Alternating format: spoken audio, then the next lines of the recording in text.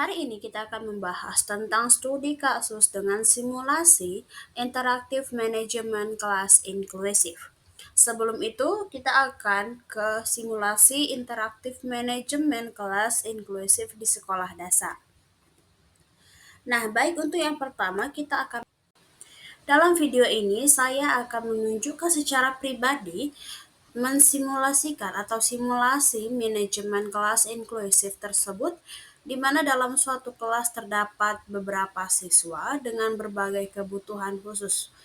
Tujuan simulasi ini adalah untuk memperlihatkan bagaimana guru dapat atau bisa menciptakan lingkungan belajar yang ramah, adil, dan juga mendukung bagi semua peserta didik tanpa terkecuali.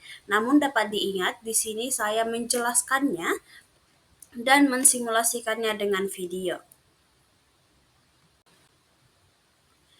Baik, untuk yang pertama, guru haruslah membuat suatu pengaturan di dalam kelas, di mana langkah pertama dalam manajemen kelas inklusif adalah mengatur ruang kelas atau ruang belajar agar siswa dapat berpartisipasi dengan nyaman di dalam kelas tersebut.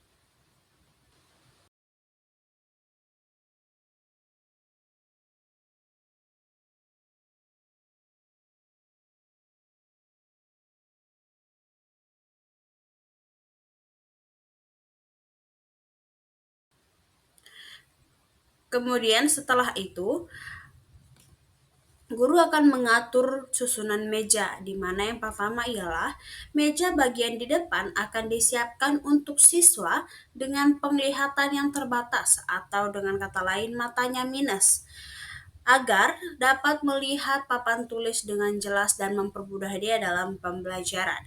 Kemudian yang kedua adalah jalur antara meja dibuat lebih lebar agar siswa dengan yang menggunakan kursi roda bisa bergerak dengan mudah dan leluasa.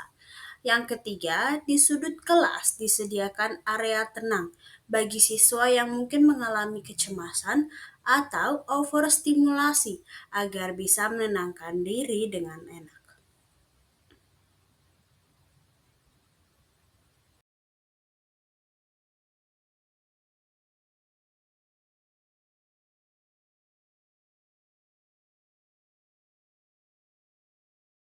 Setelah kita sebagai guru melakukan hal-hal tersebut, kita akan masuk untuk interaksi dengan siswa dengan kebutuhan yang sangat khusus atau istimewa yang kita sebut sebagai disabilitas fisik.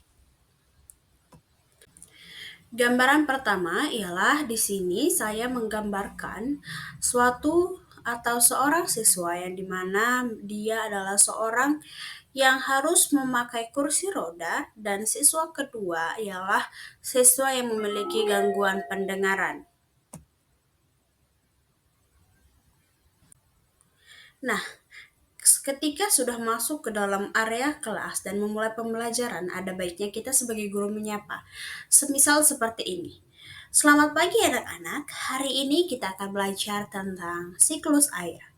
Nah, untuk siswa yang pada kursi roda, mungkin dia akan menjawab, Bu, saya agak kesulitan melihat gambar yang ada pada papan tulis atau pada papan atau media yang telah kita sediakan sebagai guru. Dan bagaimanakah respon kita untuk hal tersebut? Mari kita lihat. Nah, sebagai guru, kita dapat menjawab atau merespon pernyataan dari siswa kita tersebut dengan cara melakukan, nah, baik, nak, mari kita geser sedikit posisi meja kamu agar kamu bisa lebih dekat dengan layar atau media yang telah tersedia tersebut. Nah, kemudian kita menggeser mejanya, dan menampilkan gambar siklus air tersebut pada layar atau media yang sudah kita sediakan. Lalu kita menyapa juga kepada murid kita yang mengalami gangguan pendengaran tadi. Kemudian kita menggunakan teks dalam gambar visualis di layar tersebut atau media yang sudah kita lakukan atau siapkan agar dia lebih dapat memahami pembelajaran yang sudah kita sediakan tersebut.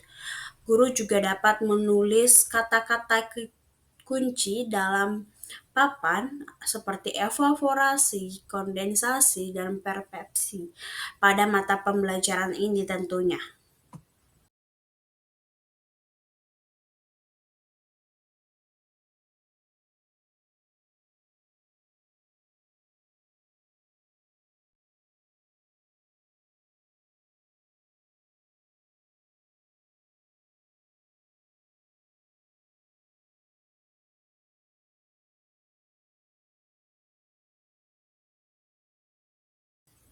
Nah, tentu dalam kegiatan tersebut, dalam kelas inklusif ini, guru perlu memastikan akses informasi dalam berbagai bentuk, baik secara visual, verbal, maupun kinetik, bagi para siswa.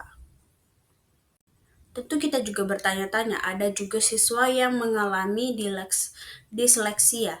Lantas bagaimana kita menghadapi siswa dengan kebutuhan disleksia? Nah, mari kita akan bahas bersama-sama. Nah, di sini saya ingin menggambarkan situasi di mana pada saat ini guru dan beserta tiga siswa. Nah, di sini guru akan menyapa demikian dengan pembelajaran di mana akan mempelajari suatu proses hujan. Nah, sekarang guru akan menyapa siswanya terlebih dahulu. Nah, sekarang anak-anak, ayo kita baca teks singkat tentang proses hujan. Kemudian para siswa akan menjawab demikian pastinya. Bu, misalnya siswa yang pertama atau siswa yang ketiga dari ketiga siswa tersebut menjawab demikian. Bu, saya agak kesulitan membaca cepat seperti teman-teman saya. Nah, bagaimana kita menanggulangi atau menanggapi respon dari siswa kita dengan pernyataan yang dilontarkannya seperti itu? Nah, apakah yang kita respon? Nah, mari kita bahas bersama-sama. Kita sebagai guru pasti akan menjawab pernyataan itu dengan hati-hati agar tidak ada perasaan bahwa sang anak itu merasa berbeda. Nah, pernyataan yang bisa kita pakai mungkin dapat dicontohkan dalam kalimat ini. Tidak apa-apa, Nak. Kamu bisa menggunakan aplikasi pembaca di teks tablet ini ya. Nah, selain itu, kamu boleh juga menggunakan gambar alur proses hujan untuk menjelaskan pemahamanmu nanti. Nah, di sini kita berikan dia seperti tablet atau earphone yang mendukung proses pembelajaran dia.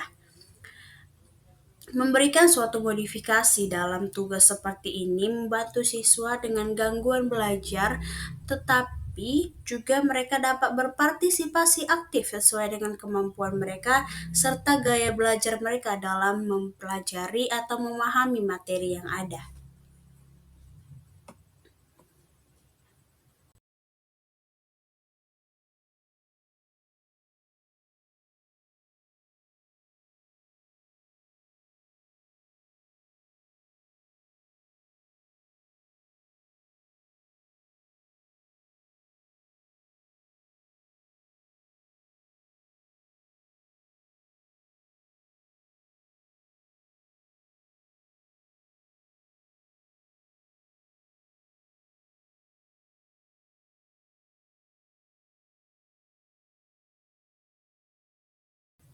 Lantas bagaimana bila siswa tersebut memiliki kebutuhan sosial atau emosional? Tentu ada sesuatu yang harus kita tanggapi. Nah, untuk menggambarkan simulasi ini, saya membuat suatu gambaran di mana di sini ada seorang guru beserta beberapa siswanya yang memiliki kebutuhan sosial atau emosional seperti tadi. Nah, di mana di sini guru akan menjawab demikian penggambarannya. Kamu terlihat sedikit cemas hari ini, Nak. Apakah kamu ingin istirahat sebentar di sudut tenang bersama ibu? Nah, kemudian anak yang mengalami kecemasan tersebut mungkin akan menjawab demikian. Iya, Bu, saya agak kesulitan untuk fokus pada hari ini. Nah, kita sebagai guru dapat memberikan respon demikian. Baik, Nak, tidak apa-apa. Setelah kamu tenang, kamu bisa kembali ke kelompokmu untuk mengerjakan tugas ya. Nah, kemudian Kita akan meminta dia setelah beberapa menit siswa tersebut berada pada ruang tenang, dia akan kembali ke ruang atau bergabung kepada ruang forum diskusinya, yakni adalah kelompok diskusinya. Nah, setelah anak tersebut kembali kepada kelompoknya, kita dapat memberikan apresiasi agar anak tersebut merasa memiliki dorongan untuk belajar lagi. Seperti inilah kalimatnya. Bagus sekali, Nak. Terima kasih kamu sudah kembali kepada kelompokmu. Sekarang mari kita lanjutkan kegiatan menggambar siklus air ini bersama-sama dengan teman-teman kamu. Nah, dalam kelas inklusif ini, guru tidak juga hanya berperan sebagai pendamping emosional yang membantu siswa merasa aman dan juga dapat diterima, tetapi juga sebagai pendorong dan juga motivator agar siswa tersebut kembali dapat belajar dengan teman-temannya sesuai dengan yang diinginkannya juga.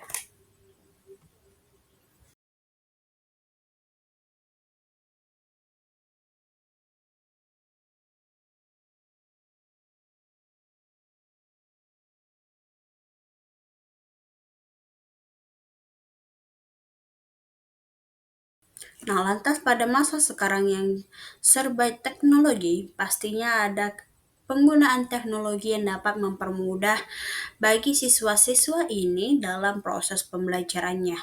Nah, mari kita bahas. Guru dapat menunjukkan berbagai alat bantu berkait dengan teknologi kepada siswa, seperti teknologi yang sangat membantu dalam pembelajaran inklusif, yakni contohnya adalah pertama, aplikasi pembaca teks untuk siswa yang diseleksi, seperti pada contoh atau simulasi penggambaran yang tadi. Kemudian ada subtitle otomatis bagi atau bahasa syarat digital untuk siswa dengan gangguan pendengaran. Yang kemudian ada presentasi visual interaktif untuk pendukung pemahaman semua siswa agar siswa dapat memahami pembelajaran tersebut tanpa melihat dari segi perbedaan yang mereka dapat. Kemudian setelah melakukan pembelajaran pasti ada tugas yang diberikan oleh sang guru, bukan? Demikianlah tugasnya. Baik anak-anak, sekarang saatnya kita belajar dan bermain. Sambil kita belajar dan bermain, Ibu mau kita membuat suatu proyek kecil tentang siklus air. Nah, Ibu akan membuat sebuah kelompok. Kelompok pertama akan membuat sebuah gambar atau poster tentang siklus hujan yang terjadi mulai dari air yang menguap sampai hingga terjadinya hujan. Kemudian kelompok 2, kalian boleh menceritakan dengan kata-kata yang sederhana terkait dengan bagaimana air dapat berubah menjadi awan dan hujan. Kalian bisa menulisnya atau menceritakannya di depan kelas. Kemudian untuk kelompok yang ketiga, kalian dapat melakukan suatu hal yang kalian sukai terkait dengan teknologi, di mana kalian boleh membuat video pendek atau beberapa slide sederhana di tablet atau laptop tentang proses hujan.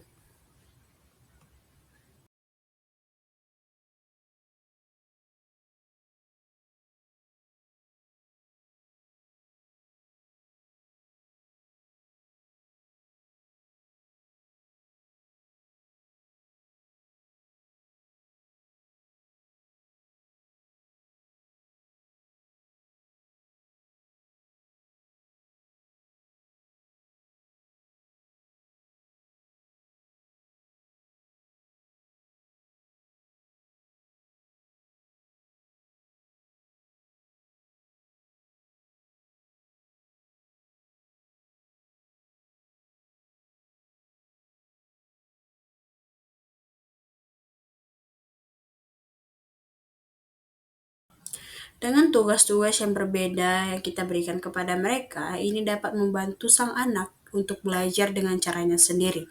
Anak yang suka menggambar, ada juga anak yang suka bercerita, dan juga ada anak yang suka dan senang dengan menggunakan teknologi. Semua cara itu sama-sama baik dan juga caranya sama-sama berharga. Kesimpulan untuk simulasi ini ialah kelas inklusif bukanlah hanya sekedar tentang penerimaan perbedaan di antara mereka, tetapi juga bagaimana kita tentang memberikan kesempatan yang adil untuk semua siswa berkembang sesuai dengan potensi yang mereka miliki. Dengan pengelolaan kelas yang baik, empati dan juga kreativitas guru dapat menjadi jembatan bagi anak-anak untuk mencapai keberhasilan dalam proses belajar mereka.